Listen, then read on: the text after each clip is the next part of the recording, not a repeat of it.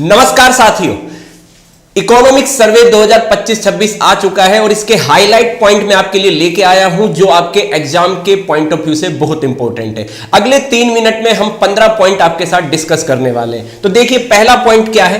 पहला पॉइंट है आपका जीडीपी की ग्रोथ रेट, जो कि वित्त वर्ष 2026-27 में आपके के लिए वास्तविक जीडीपी की विकास दर कितनी है? 6.8 से 7 पॉइंट रहने का अनुमान लगाया गया है। दूसरा पॉइंट देखिए आपका राजकोषीय घाटा। राजकोषीय घाटा, सरकार ने वित्तीय मजबूती पर जोर देते हुए राजकोषीय घाटे को वित्त वर्ष 2025 में 4.8 से घटाकर वित्त वर्ष 2026 में 4.4 करने का क्या कर रखा है? लक्ष्य रखा है। ठीक है, नेक्स्ट पॉइंट पर आते हैं हम। नेक्स्ट पॉइंट आता है हमारा पॉइंट नंबर 3, ऐतिहासिक रूप से कम महंगाई। महंगाई की जो रेट है आपकी अप्रैल दिसंबर 2025 के दौरान औसत हेडलाइन महंगाई दर कितनी है? 1.7% रह गई है। ठीक है, जो अब की सबसे कम स्तर पर है। फोर्थ पॉइंट आता है बैंकिंग क्षेत्र में मजबूती। एनपीए को लेकर देखिए, तो बैंकिंग क्षेत्र में जो आपका ग्रोस एनपीए है वो आपका गिरकर 2.2% रह गया है और शुद्ध एनपीए, नेट एनपीए आपका 0.5% रह गया है, जो कि अब तक के सबसे निचले स्तर पर है।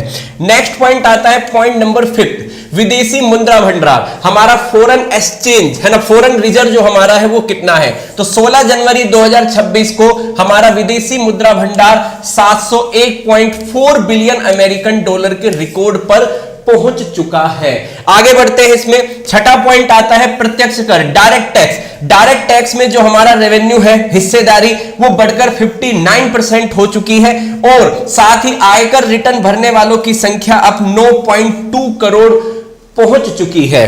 अगला नेक्स्ट पॉइंट आता है पॉइंट नंबर 7, महिला श्रम शक्ति भागीदारी। महिला श्रम शक्ति भागीदारी की जो दर है वो महत्वपूर्ण रूप से उसमें सुधार हुआ है। 17-18 में वो मात्र 23.3% थी, जो अब बढ़कर कितनी हो चुकी है? 2023-24 में 41.7% हो चुकी है।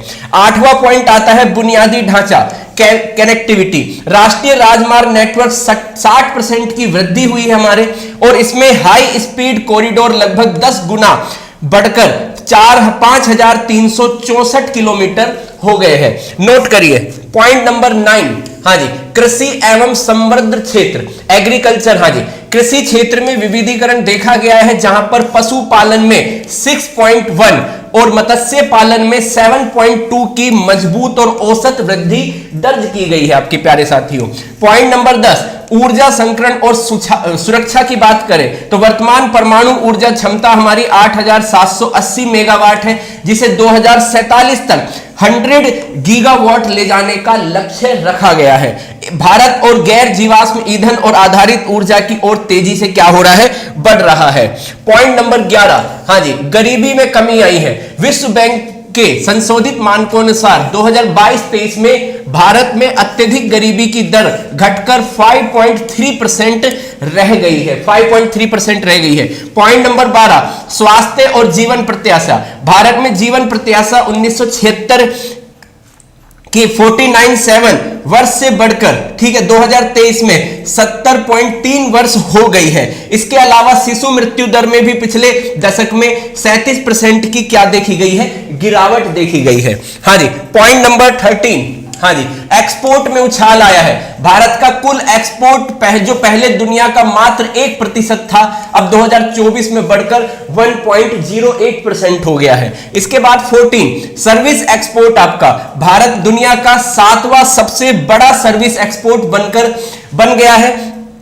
7वां सबसे बड़ा। वैश्विक सेवा व्यापार में भारत का योगदान अब 4.3% है, जो पहले कितना था? सिर्फ 2% रहा करता था, वो अब कितना हो गया है? 4.3% हो गया है। क्या भारत 2047 तक एक विकसित राष्ट्र बन पाएगा?